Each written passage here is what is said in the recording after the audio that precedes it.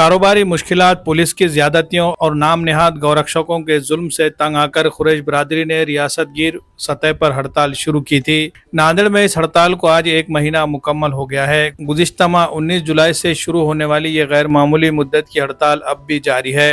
हड़ताल के सबब मवेशी मंडियों में कारोबार ठप है, गोश्ती दुकानें बंद है और न सिर्फ किसान बल्कि खुद कुरैश बरादरी के अफराद भी शदीद माली नुकसान उठा रहे हैं। इसके बावजूद बरादरी का कहना है कि जिन मसाइल के हल के लिए ये कुर्बानी दी जा रही है वो इंतहाई अहम है, इसलिए इस बार आर या पार की लड़ाई लड़ने का फैसला किया गया है। हड़ताल के एक महीना मुकम्मल होने के बाद आइंदा लाहे अमल पर बात करते हुए कुरैश कॉन्फ्रेंस के जिला सदर अब्दुल अजीज कुरैशी ने बताया कि इस हड़ताल के नतीजे में रियासत के नायब वजीर आला अजीत पवार से कामयाब मीटिंग हुई, लेकिन हमारा मुतालबा है कि चंद नहीं बल्कि तमाम मसाइल हल किए जाएं। उन्होंने कहा कि सबसे बड़ा मसला मवेशियों के ट्रांसपोर्टेशन से मुताल्लिक है, जो मरकजी हुकूमत के ट्रांसपोर्टेशन एक्ट की गैर मुनसिफाना शराइत की वजह से पैदा हुआ है। अब्दुल अजीज कुरैशी ने मजीद कहा कि हमारा दूसरा अहम मुतालबा गौवंश हत्याबंदी कानून में तरमीम करके नाकारा मवेशियों के ज़बीहे की इजाज़त हासिल करना है। इसके लिए हमने सुप्रीम कोर्ट में भी पिटीशन दाखिल की है। अदालत का फैसला आने से पहले हुकूमत अगर इस कानून में तरमीम करने पर राजी हो जाती है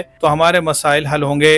अजीज कुरैशी ने मजीद कहा कि अगर हुकूमत हमारे मुतालबा संजीदगी से मानकर कानून में तरमीम की गई तो बरादरी हड़ताल खत्म करने पर गौर करेगी। उन्होंने एतराफ़ किया है कि बरादरी के लोग भी इस हड़ताल से खुश नहीं है, लेकिन कारोबार करने के हालात नाकाबिले बर्दाश्त हो चुके हैं, इसलिए इस बार आर या पार का फैसला किया गया है।